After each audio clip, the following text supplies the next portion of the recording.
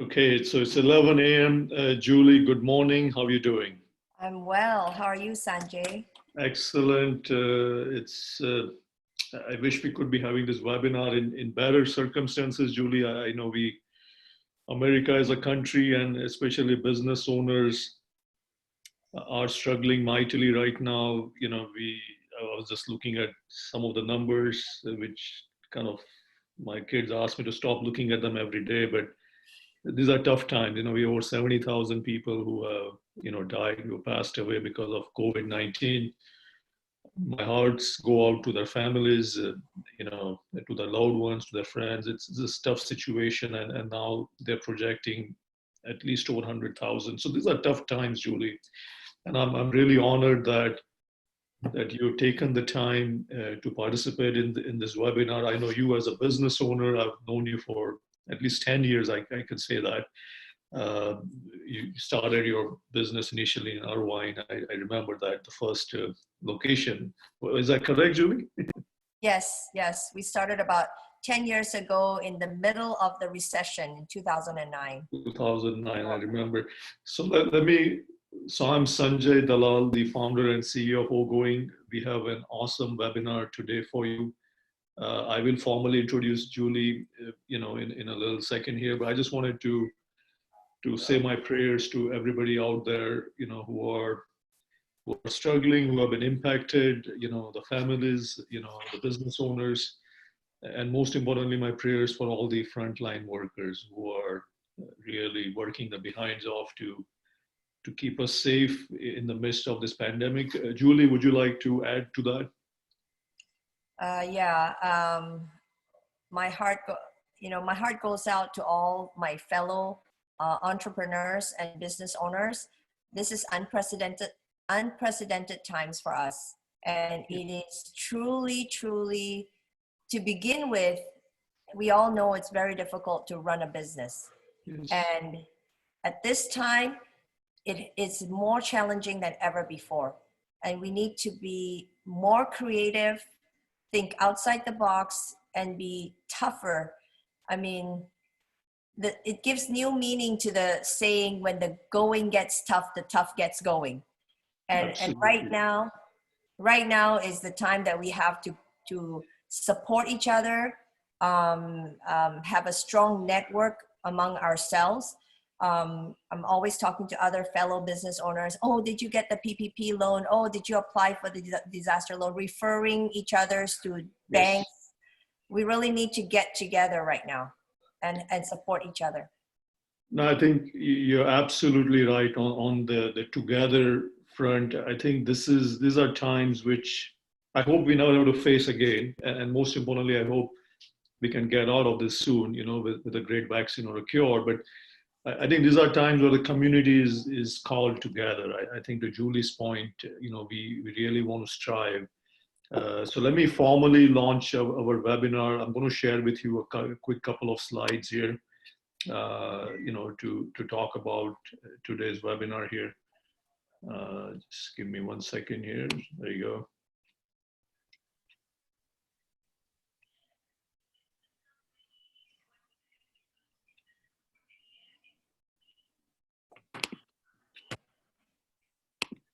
So the topic today is how an Orange County momtrepreneur reinvents her business, and we will talk to Julie a little bit about that phrase. I think she's the one who invented it. I can't imagine anybody else saying it, and I think most of us know what it means, but I would love for us to have Julie talk about that and how she really, multitask, if you may.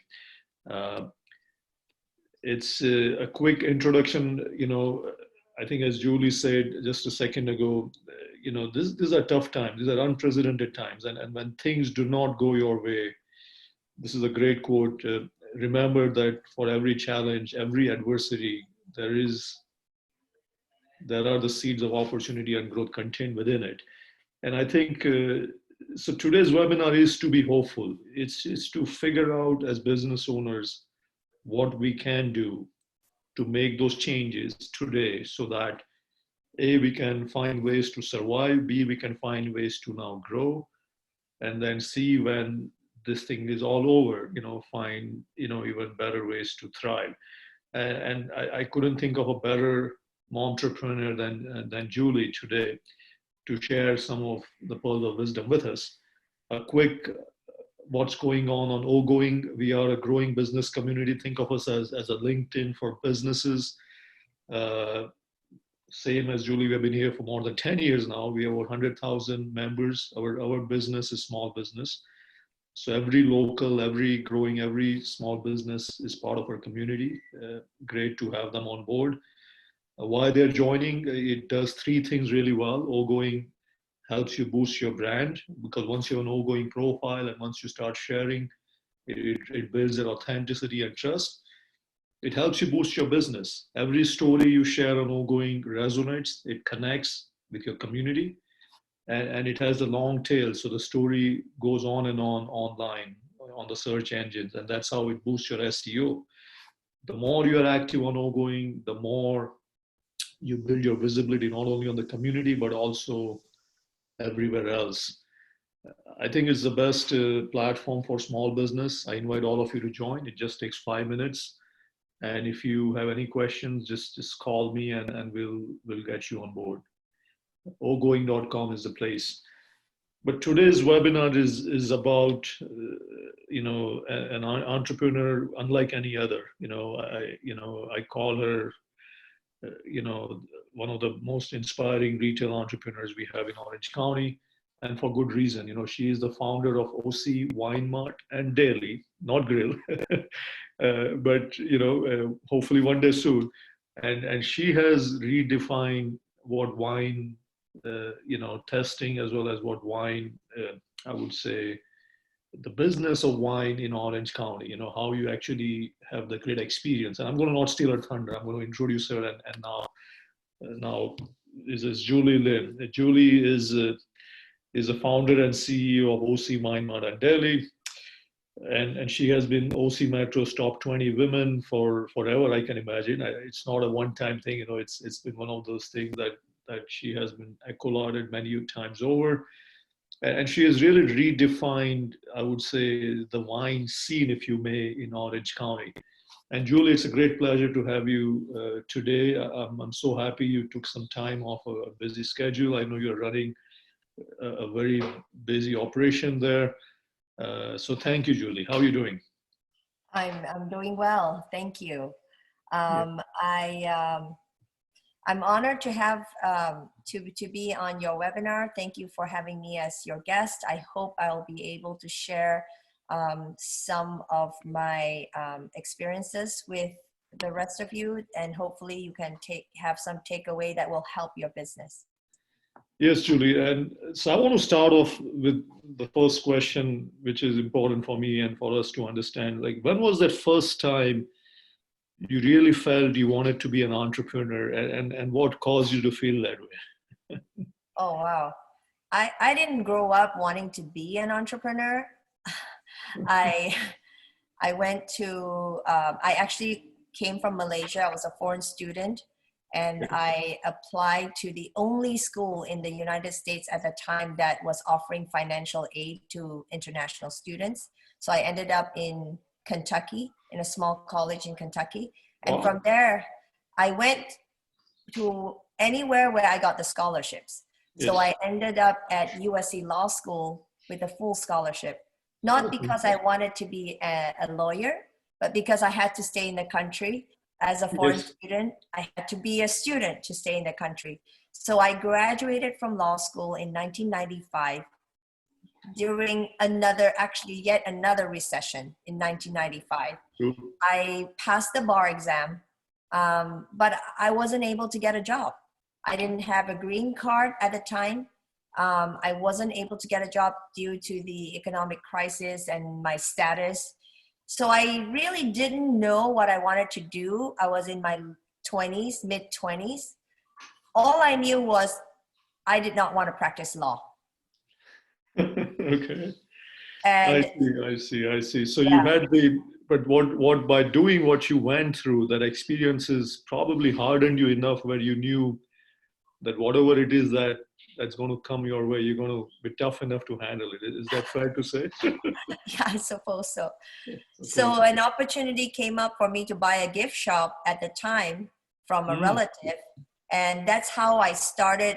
I bought that gift shop. It was a tiny little space, doing about 5,000 a month, really a peanut sized business. But over 6 months, I had doubled or tripled the revenue. And I think I just became an entrepreneur by accident. And I realized that, hey, you know what? I'm pretty good at this, and I kind of like it. So that's how I became an entrepreneur. And 20 years later, here I am. fantastic, fantastic. And do you still remember the gift shop, where it was, the location, Oh, if you knew? absolutely. Yes. My first gift shop was in a Embassy Suites hotel in Wow. Arcadia, and it was about 500 square foot. Amazing, amazing, amazing. So you really just learned entrepreneurship on the job and said, look, got to make this happen. You know what? One day at a time. One day at a time. No, that's pretty awesome. So from there, I'm assuming you got the vision then to one day start your current business, the OC Wine Mart and Deli.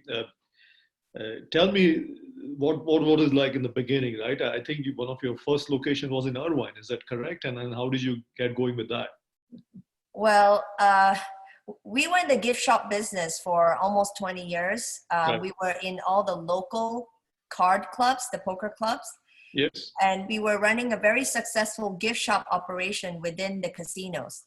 Oh wow. However, um, the casino started noticing how profitable the gift shop had become Right. under our operation. So eventually they took back the gift shop for their relatives.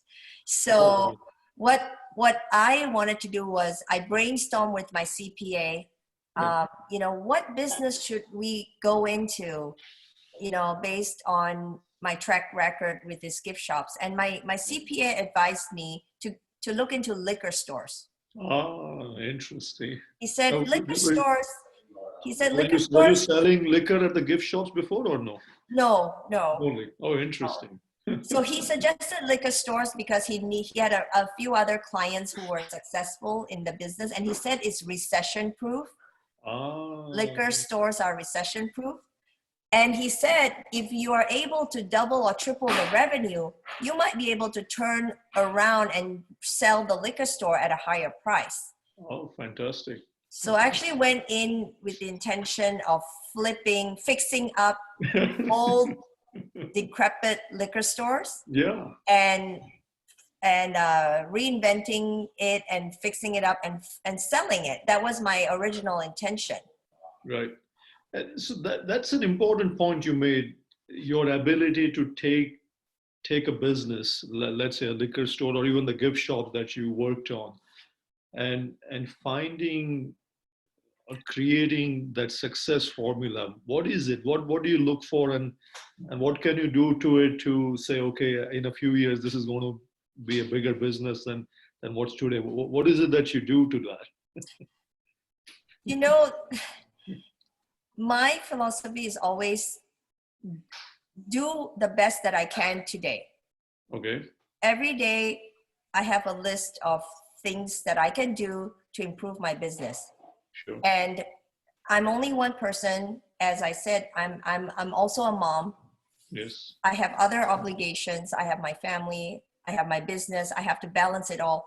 And I can't do everything. So what I do is each day I do a little something to work on the business, to improve the business. Got it. So I do have a long-term plan of, some of the things that we need to improve the business, but I kind of break it down to each day.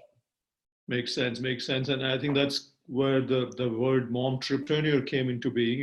You are a mom, and I think you have two kids or three kids. I'm sorry, We're stuck at home with two teenagers right two now. teenagers. Wow. So you still have the mom's responsibility, and you are running your business for sure. So that's pretty awesome, Julie, for sure. No, so now I think we kind of have a sense of what went into the beginnings of the OC Wine Mart and Deli. So, so what has changed though? I think you started with the mission that, okay, I'm just going to probably make it better, maybe flip it, but that you did not do that. I think what ended up actually happening was from one location, you have now grown to 3 locations in Orange County. Look, you keep growing. Who knows where the growth is going to be? Maybe a dozen locations in 5 to 10 years. So, what's the reason behind Julie's change of heart and the growth as well? When we first started Irvine, Yeah, I thought if I fixed up this liquor store and made it look fancy, yeah, that people would come. yes. Well, people didn't come. Oh, wow. We were struggling the first year and a half. We were losing money actually the first year and a half. And every day I would tell my husband, "Oh, honey, I think I made a mistake. I chose the wrong business. I chose the wrong location." You know, it was really, really difficult for me. So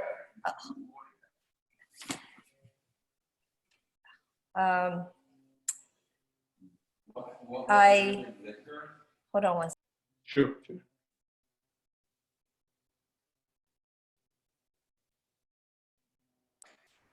Sorry, I had an interruption there. No, you're totally fine. So, I think you're So talking about the Irvine and the Michelson location, and yes, you still yes. thought, So I felt like literally, I felt like I was on the Titanic. oh, wow. Okay. The boat was sinking, and the business was sinking. Yep.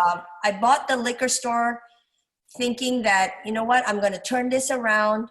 It's going to be a fancy upscale liquor store and it's going to work. Well, it didn't work. So my husband was supporting the business for a year and a half. He was an orthopedic surgical PA. Wow. And as you mentioned earlier, that year, I was actually named the top 20 women to watch in Orange County by OC Metro. Yes. For the work that I did, you know, to create this new concept. Yes. And I brought the magazine back to my husband. I said, honey, look, they gave me a full page. Right. Guess what he said? Show me the money. Show me the money. He wasn't impressed by it. So I was very, very dejected. I was very discouraged. Yes. But I told him, I said, you know what? Before I give up this business and close it or sell it, let me just try a few things. Let me just see what I can do. Got it. So I did. I tried. First of all, I started being very active on social media. At the time, I was brand new to Facebook. So I learned digital marketing very quickly. I started an email campaign, started an email list. We took everybody's email who walked through the door. I was very, very active on Yelp, trying to give people 5-star service so that they would fall in love with us and write about us. Yep. We started we installed the wine bar. We installed a wine tasting bar because to give people more of a reason to walk in. We didn't have food. We started making cheese platters in the back room, even though we didn't have a kitchen. Yeah. So I did everything I could to innovate and evolve and meet the customers' needs. We started having wine events, tasting events. I never knew how to run a tasting event. So it was a very steep learning curve. And within 2 years, we were in the black. Wow. We were able, I couldn't say it was a highly profitable business, but at least we weren't draining. My husband didn't have to support the business. Got it. So it came to the point where we became a destination location. And so from there, we decided, you know what, if we can be profitable in a terrible location, like the one we were in at the time, what can we do in a better location? True. So, and that's when Your Belinda came about, the opportunity to take over an old market deli in my neighborhood came about. Wow. It had been a deli for 30 years. And so I went to my husband and I said, honey, can you quit your job, please, and come help me run this because it's too much for me. Right. And Was he like, are you kidding me? he said, can we afford it? Oh, fair enough. He's a money guy. I get it. And we didn't know if we were going to make it. Yeah, So I told him, you know what? I'm willing to downgrade. I see. So we took over Yorba Linda and we kept the deli, but we made it into a gourmet deli. We wanted to make it upscale just like the rest of the store. So we are offering gourmet Boar's Head Deli. And the deli is actually what's keeping us afloat in Yorba Linda right now. Fantastic, fantastic. So it's a very popular location, and it only got better after you took it over. It wasn't popular to begin with. It was a market deli that had not been changed for 30 years. Oh, I see. That's our common theme. We take over old, tired, neglected liquor stores. No, that's a great segue, because what I wanted to then talk about, Julie, is so that's your second location. Now, what happens to the Irvine location? Do you still keep that, or that changes? So what happened with Irvine was we were getting ready to actually open our third location. At the time, it was Aliso Viejo. I see. So we were invited by the landlord at Aliso Viejo to open one of our concepts in Aliso Viejo. Got it. But before we could do that, the Irvine changed landlords, and our lease was coming up. So I was getting ready to renegotiate the lease, and the new landlord had a different idea for the space. He wanted to make our location, our space, into a restaurant and collect twice the rent. Oh, okay. So we were struggling even with the existing rent. So there was no way we could make it with double the rent. So we just said, no, thank you. And we decided to move from Irvine to Aliso Viejo. I see. So in that prospect, that was a brilliant move, because, you got to get a location, hopefully get a better rent and a newer place. Was the Aliso Viejo an existing place, or that was a brand new thing? Aliso Viejo was actually a high volume liquor store. Oh, wow. Okay. And they were famous for only one thing. They were famous for their breakfast burritos. Oh, wow. A liquor store famous for a breakfast burrito. That is, I would not have guessed that. That would be my last thing to think about. Okay. You never think you want to go to a liquor store or a wine shop for breakfast burritos, but they were famous for only one thing, and that was their breakfast burritos. And so when we took over Aliso Viejo, our business evolved again. We incorporated the tasting bar, the self-serve tasting bar, which we did in Irvine. We incorporated the deli that we added in Yorba Linda. And now when we opened Aliso Viejo, we incorporated the breakfast burritos. So you mentioned the word in there, which I thought a lot of folks may not have known about, the self-serve tasting bar. That concept still doesn't resonate. What is it? I mean, how did you come up with that idea? And I think that was kind of, I feel like it was new in Orange County at that time. Is that true? Yes. In fact, we were the first self-serve wine bar in Orange County in Irvine. Wow. That was 10 years ago. And I actually saw the machines, the self-serve machines where you press the button and it dispenses 1 ounce or 2 ounces of wine. I saw that on the Travel Channel. No way. So this is like Yogurt Land, but for wines, right? Is that one? Yes, it's a Dave and Buster's for grown-ups. Wow, Dave and Buster's for grown-ups. I like that. And so I'm not a big wine thing. I think I'm one of the guys who has more dry days than anybody else in my family. But tell me, when people go to your wine bar, what are they doing? They're actually trying out different wines. I mean, what is their experience? Yes. So it's a self-serve. So you buy a card, what you call a wine tasting card. Okay. And it's a pre-loaded card. Yeah. So you go around So you go around it's a circular machine. I wish I had sent you a picture for your slideshow, but you can look at it at our website, ocwinemart.com. We'll definitely check it out. Yeah, I'll send a link to everybody afterwards. Yes, go ahead. Okay. So you put your card in, put your wine glass under the spout, you press the button, and it dispenses. So basically you can taste wine from all different areas, from all different price range. Amazing. The idea is, my philosophy with wine is, a good wine is a wine you like. Yes, very true.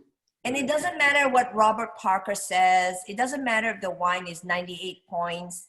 What matters is if you like it. So the self-serve wine bar allows you to taste the bottle of wine before you commit to the entire bottle.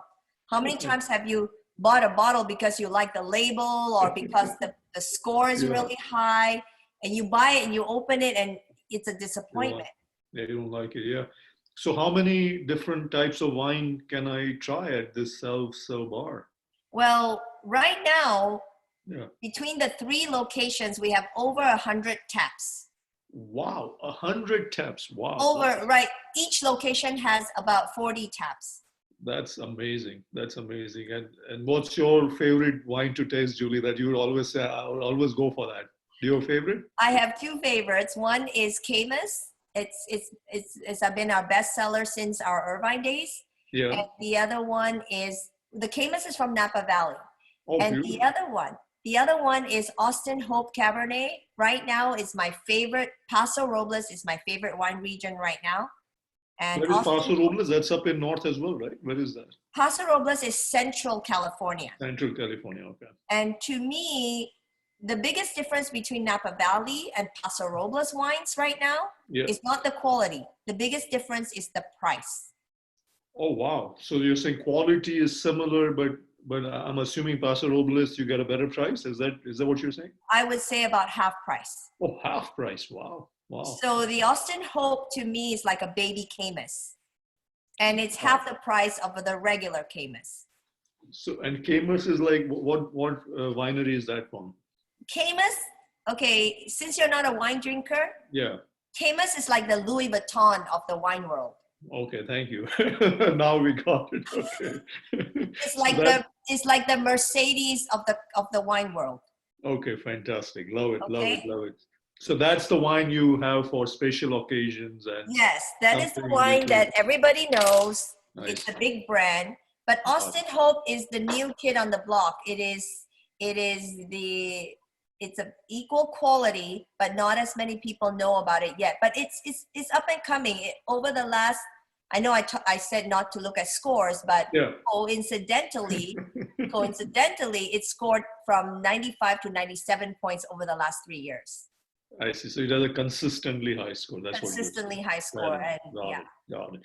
And one more talk about wine. As you know, I'm from India, Julie. What would be a good wine to go with a spicy Indian dinner? Maybe some folks here are Indian. I'm sorry if I'm assuming that, who have attended today, but would you recommend a good wine for a good Indian meal? Absolutely. In fact, I have I would say not small, a rather large group of Indians. I call them Yorbalindians. Oh, wow. Yorbalindians. Okay, interesting. Yorbalindians. They are big wine connoisseurs. Interesting. They buy all kinds of wines from me, from low end to high end especially. But especially with Indian dishes, I would recommend a Swedish wine, a slightly sweet wine like a Riesling, or even a white blend like Conundrum White. Riesling or Conundrum White. Okay. Conundrum White is also made by the Camus family. And it's a very inexpensive bottle of wine. And it is, definitely goes perfectly with spicy Indian food. Absolutely. So, of course, a lot more folks on the attendee list, so we can always ask Julie some wine questions later on. But I didn't want to get away from the main talk for today. So, Julie, let's fast forward then to 2020. Unfortunately, COVID-19 has arrived. Especially retailers and restaurant owners, they are in tough times. You know, many of them, they're being asked to close their businesses for the right reasons. So tell me first, what were some of your initial thoughts racing through your mind when this happened? You're like, oh my God, what's going on?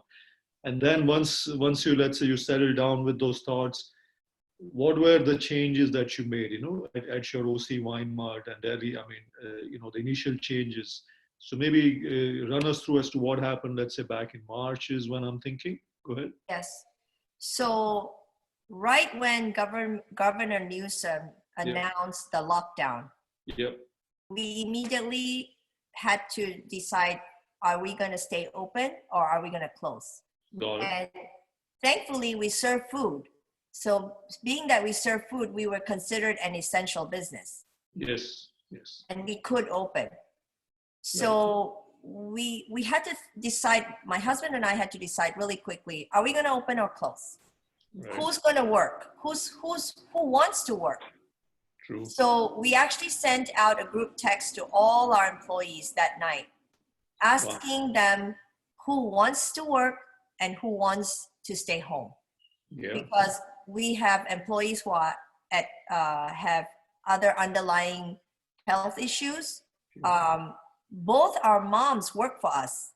My mom and my mother-in-law are in their 70s and they're still working full-time for us. They're employees of the, oh wow, that's Yes. great. One runs, my mother-in-law runs the Yobalinda and my mom takes care of the Aliso Viejo store. Wow. Immediately, we had to tell them, you can't go to work. So we lost. That must be hard for them, but I guess for the right reasons.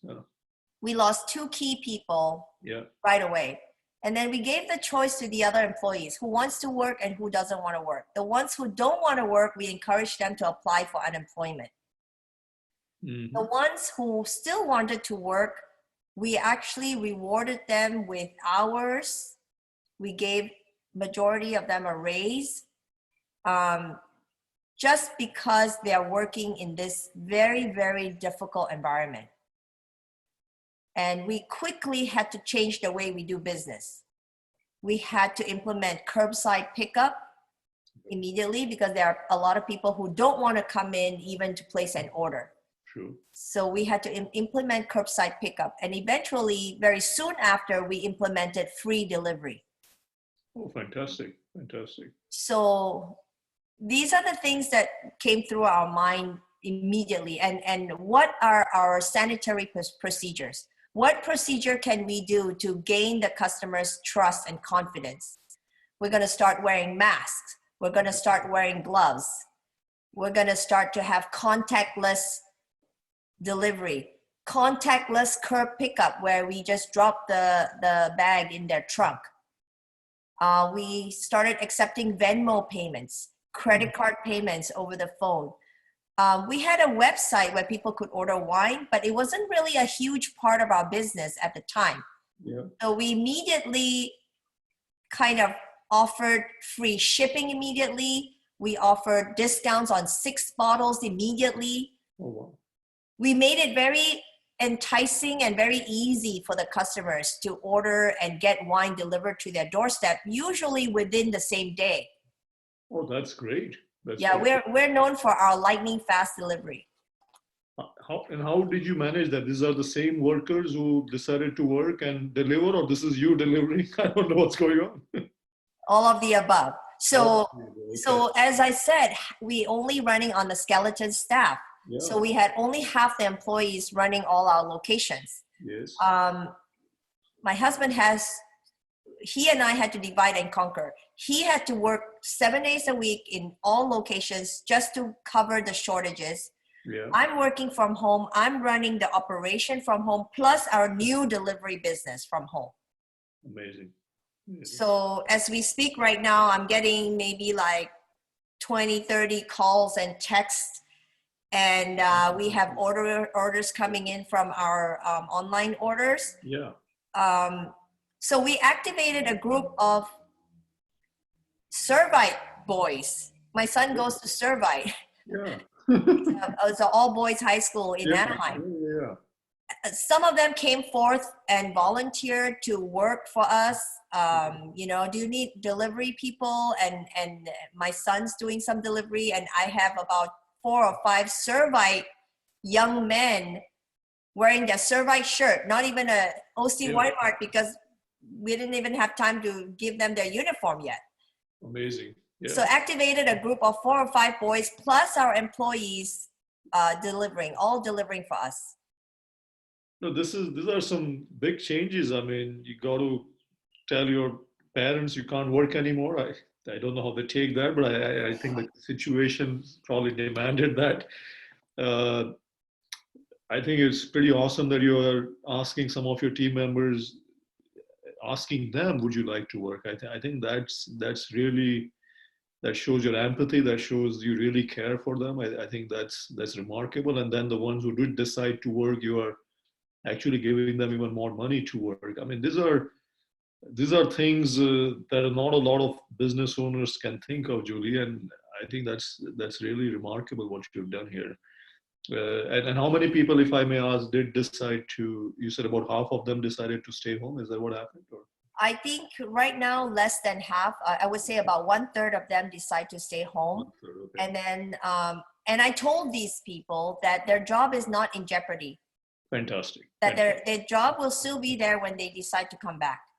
That's amazing. I think, and that's something to be learned. I think you're able to change some of the way your business operates on a dime, and yet create the opportunities for your employees, and of course provide some new ways of services for your customers. And you mentioned initially about providing food curbside pickup. From that it became contactless. Now, how are customers receiving that in this current situation? Do they like this contactless, where someone wearing a mask and gloves comes out and puts the sandwiches and or food and the wine directly in the trunk? How is that? What is the response to that? The reaction is fine. I think with customers, there's a whole spectrum of tolerance. I see. Some customers don't mind walking into the shop, ordering the item, and picking up the item from the store. Oh, I see. Okay. And we give them the option. So you can come into the store and order, or if you want curbside pickup, you can either order online. We actually have, even though we take our own orders, we quickly went into partnership with DoorDash, Uber Eats, Grubhub, and all these companies. They take care of the delivery for us. So they were already in place before we had some of these partnerships, even before the pandemic. But now some people can order through them. Some customers don't want to come into the store at all, so they say, "Can you deliver?"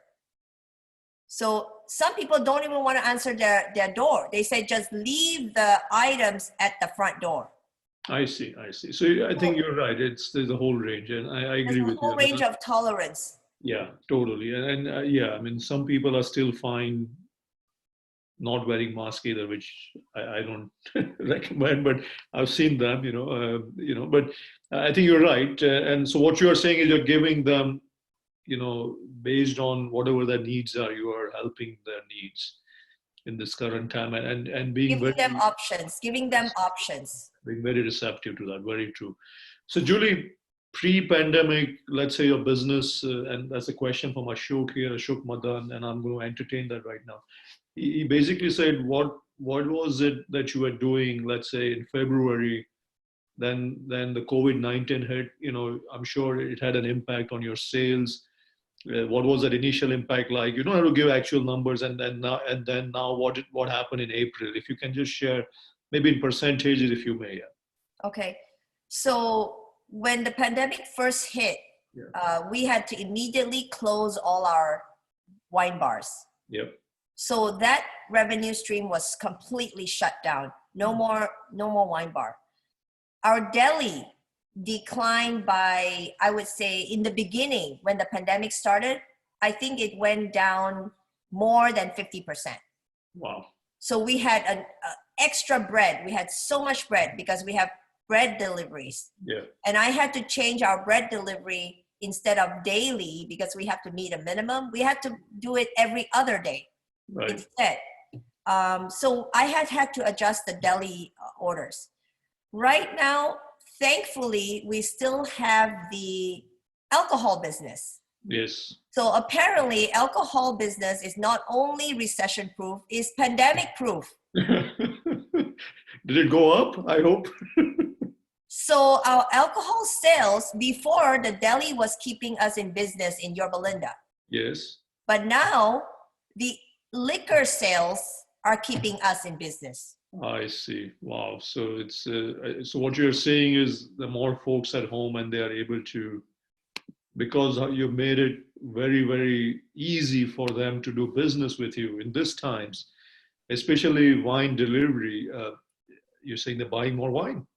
They're buying more wine, and also we have had to think outside the box and be extremely creative. So, and it's okay to copy or emulate other people's ideas. Yeah. So I started seeing these virtual tastings on Facebook done by the big wineries like Justin.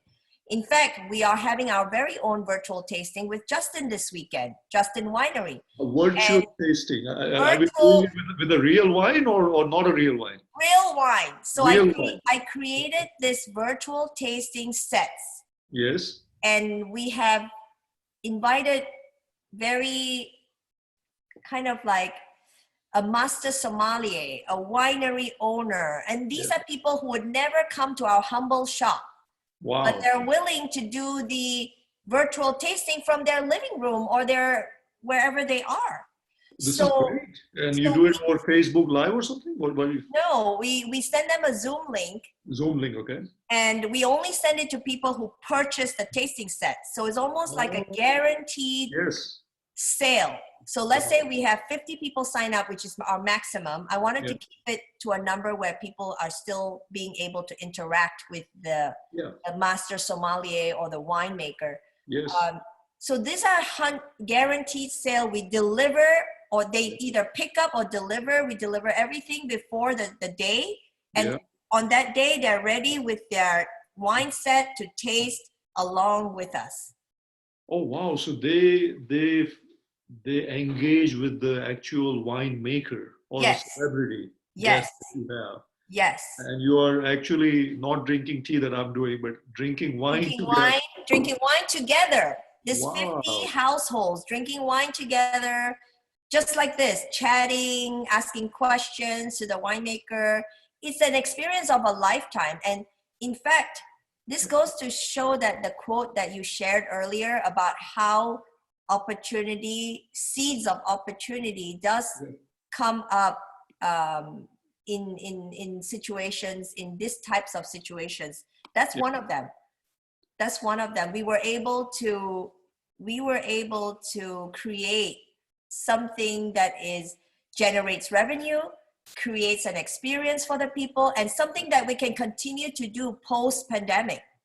Absolutely, absolutely. So you're saying this particular type of virtual wine tasting, you never even thought of doing it like this until the pandemic hit. Correct. And now that you're doing it and seeing the success of it, especially the fact that everybody who participates has to be a buyer of that wine. Yes. And probably something more because they're probably getting a package.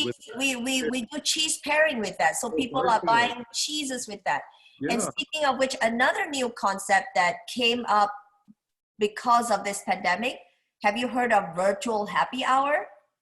Not yet. Go ahead, I'm listening. So virtual happy hour is another concept. In fact, some of my Yorba Lindians have been ordering cheese platters and wines amongst themselves, about 9-10 couples, 6 couples. They order the same wines and the cheese platter, and they all get on Zoom together and have this happy hour together. That is also, so it's more like your own customer, but they're doing it themselves. They're doing it themselves, but we are facilitating. Oh, fantastic. Providing the wines, providing the cheese platter, delivering to all the different households so that everyone can enjoy the same wines at the same time. So that's virtual happy hour. And all this happened because you said, look, you love wine, you love cheese, you love sandwiches. We'll make sure you get them wherever you are, and leave it to us to deliver it to you. And of course, it's going to be of the best quality that we all know. Julia and her OC wine, you know, OC Wine Mart buy. So you maintain that. Actually, probably one of that because now it's all freshly done and delivered to them right before their events happen. That's pretty Yes. awesome. Yeah. One more thing that my sister also owns a Malaysian restaurant called Season's Kitchen in Anaheim. Caesar's Kitchen. Okay, there you go. Name drop, guys. Make sure we get Season's Kitchen in Anaheim. Yeah. So my sister, if you think I'm a hustler, Yeah. my sister is even more of a hustler. Okay. She activated her delivery service for her Malaysian food. She created family survival dinner sets. Family survival dinner sets. Okay. So like survival sets of 4 dishes or something for, you know, a set amount of dollars. Yeah. And that includes delivery. She delivers as far as San Diego. Wow. And Los Angeles. That's fantastic. So and the fact that she's doing it, people are buying it.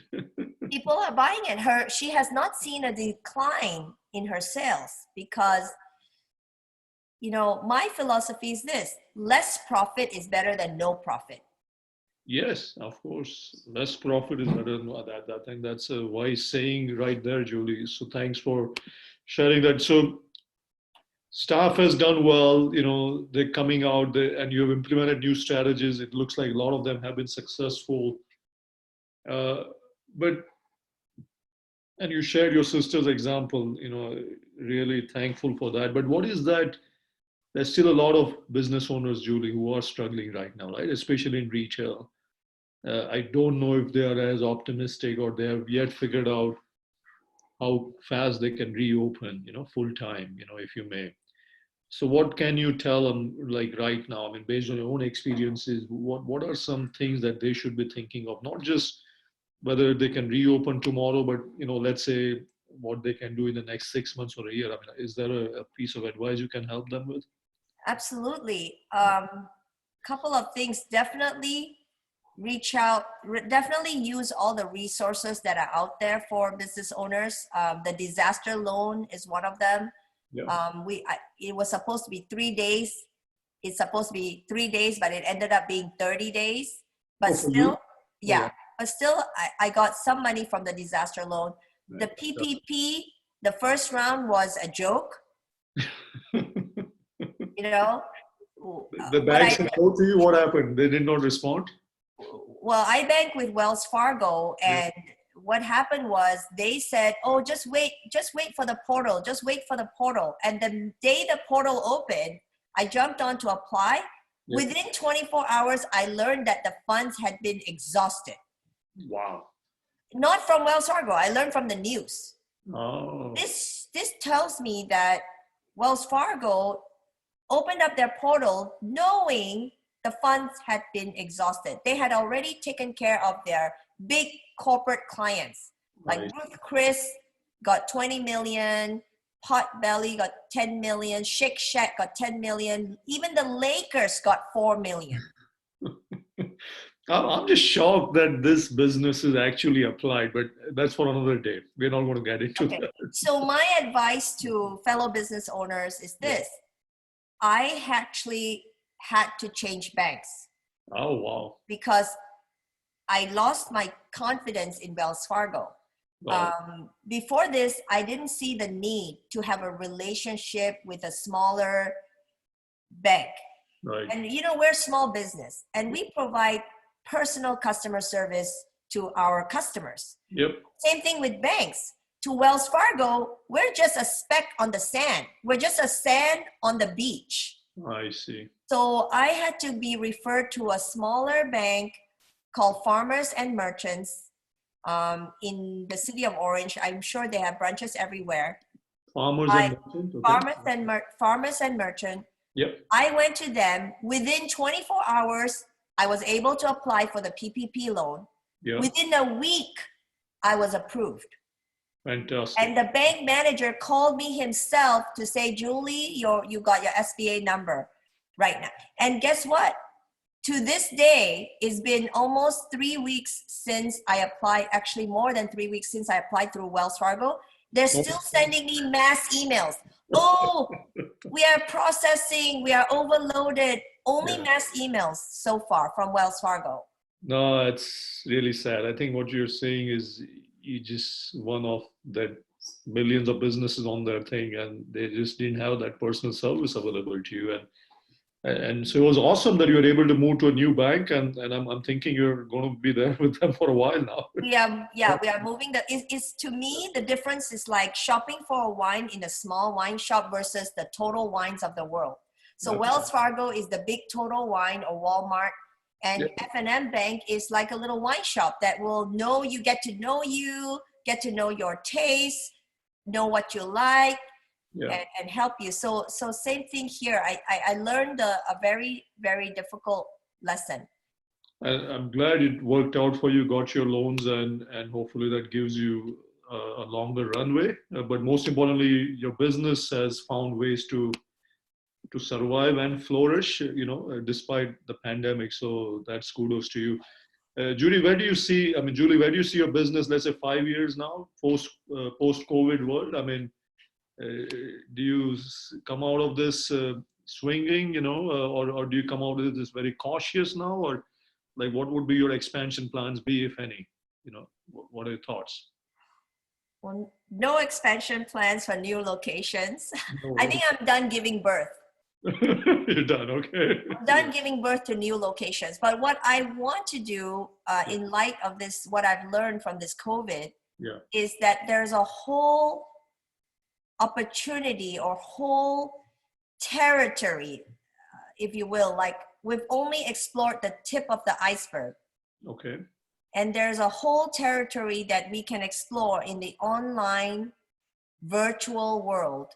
Yes, absolutely. There are many, many opportunities there. We just have to be creative. We just have to think outside the box, and we just have to keep, trying different things.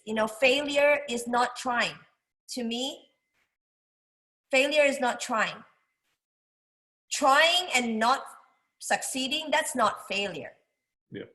So just keep trying new things, and if something works better than others, implement that thing. And I forgot to mention another sushi restaurant in my neighborhood. I'm going to name drop again. Sushi Noguchi. The owner is another momtrepreneur.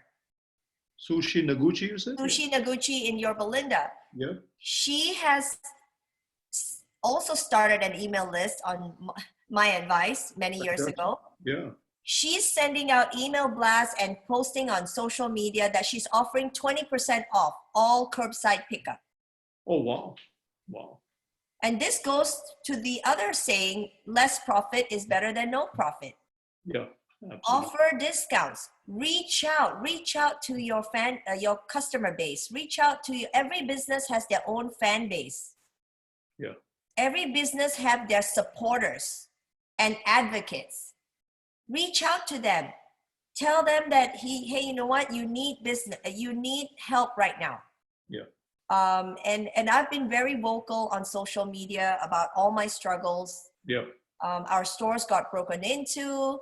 Our IT, our POS system crashed. Yeah, I've seen that. All this is on top of COVID. No, and Julie, I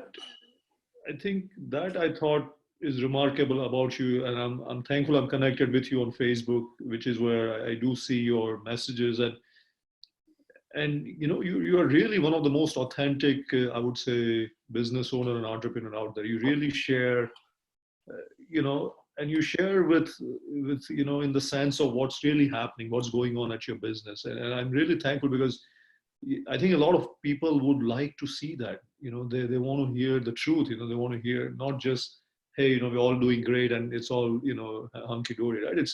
I think you have that ability to share and also inspire hope at the same time. You also talk about when you do find help or you find a solution to a problem, you do that as well. So, I'm glad you're doing that, because I think by doing so, I think a lot of folks are connecting with you, at that emotional level, which you don't normally find with a lot of other entrepreneurs out there. So thank you, Julie, for doing that. Thank you. And I am very appreciative of all the support Yeah. that I have received, not only from the community, but from my online community as well, from social media. I feel that people have come out of the woodworks to volunteer to work for me, Yeah. for free. And I mean, I don't always take advantage of that, but it's the thought that counts. People try to order from me, even if they normally don't drink wine, but they buy a gift for somebody. Yeah. People are coming out of the woodworks to support me, and I'm very appreciative of that. Absolutely. We're going to take some audience questions, so feel free to send them in comments as well as in the QA. Either way is fine. And I have a couple of rapid fire questions for Julie in the meantime till I see some audience questions. Julie, can you share who inspires you and why? What gets you going every day? I think I'm very blessed with a great family. I think that keeps me going because I have a village to support me. Yep. So our moms, my kids, my husband. I think that as a momtrepreneur, Yep. I have had to learn to balance work and family. And sometimes I tend to forget, and I tend to focus more on my work. Yeah. Because that's kind of in my blood. So, True. but sometimes I have to be reminded, why am I doing all this? Yeah. I'm doing this for my family. So I think they inspire me. And also my love of travel, my love of food and wine, that inspires me. With OC Wine Mart, I was able to bring the culture, the wine and food culture of Napa Valley to Orange County. And I want to share that. I want to share that food and culture with the people of Orange County. So those are the few things that inspire me. And of course, I look up to many entrepreneurs and many other businesses that when I grow up, I want to be just like them. Fantastic. No, I think that's very well said. And I'm asking to see if any other questions are from the audience. Go ahead and put them in chat or Q&A. And Julie, what would then always be your I would say the values that guide your business, right? Today, definitely it's a very different world today, but there's going to be your core set of values. What are those, Julie? If you can share quickly, that guides you, as well as that would be something you'd always tell your employees from day one, that this is OC Wine Mart Deli. This is something that we could never ever compromise. What would those be? Wow, that's a deep question. I would say our philosophy is always take care of the customer. Okay. And I never look at the customer as a dollar sign.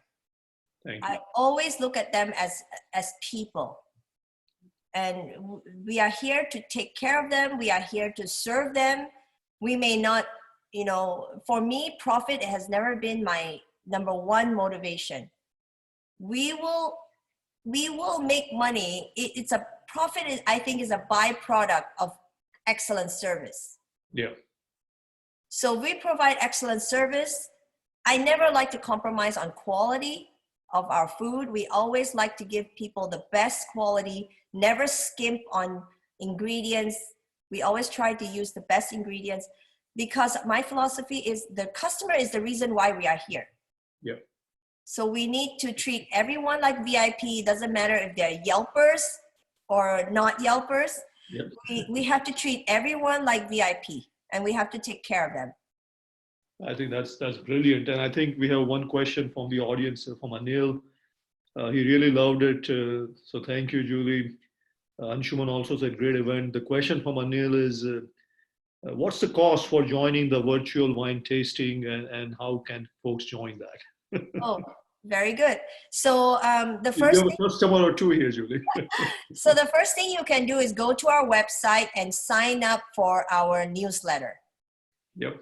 I personally send those newsletters out, and I personally respond to all my emails. So whenever I get a response from people who receive my newsletter, people are shocked, like, oh, there's a real person responding Yep. to that email blast. So even though I have 8,000 people on my email blast, I do respond personally.